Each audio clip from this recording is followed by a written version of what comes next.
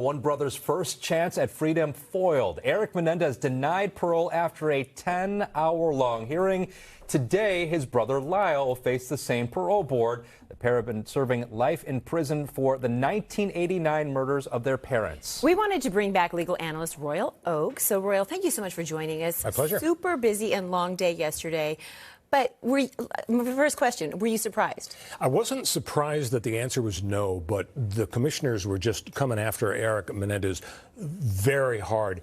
And essentially, they revisited the crime, which the DAs wanted to do. And Mark Garagos has said, no, that's irrelevant. It's all about risk and remorse. But risk was that, they really went through the details of Erik's prison violations. I mean, illegal supplies to make wine and carving out a book for contraband, heroin use. And so they said, okay, you committed the terrible crime, and now you haven't done so well in prison. Add it up. The shrinks say you're a moderate risk at violence. And the answer is no. So what happens next for him?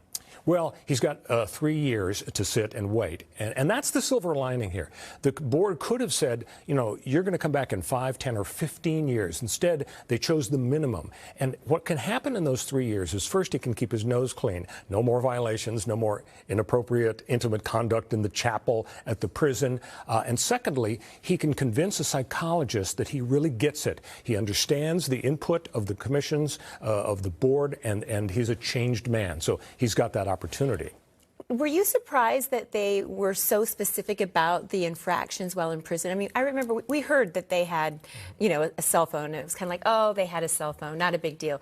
But these infractions were pretty serious, and he kind of went down each one very, very specifically. Over several years, every few years, he's had these problems. And you're right, we haven't really focused on that. Instead, I think, the Netflix specials, 110 million views for the documentary and the movie. That's what everybody was thinking. The big Mo is in favor of him. Now, as we shift our attention to Lyle, he had a couple of violations. They're pretty minor compared to his little brother. And so that's helpful for him. The other thing that's helpful for him is that we understand the commissioners that will decide Lyle's fate today are different human beings. It's not the same people who were on that board. However, though, the decision for Erik kind of paints a bleaker picture for Lyle, right? Oh, absolutely. You don't want to go to Vegas and bet on Lyle's chances here. The fact is he was the older brother. Allegedly, he was the mastermind of the plan. This kind of boils down to the fact that the real hope now is Governor Gavin Newsom granting clemency, and that is not likely to happen.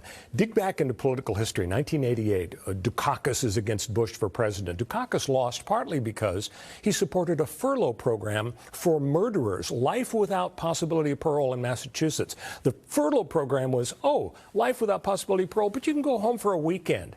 Well, Willie Horton was let out, and he assaulted and raped somebody, and he paid the price politically. Dukakis did. Is Governor Gavin Newsom going to let either of these brothers out when, if they do commit a violent act after he lets them out, there goes his presidential chances? Well, 10 hours yesterday. It could be another long day today. Probably so. I would think that it might be about the same. All right.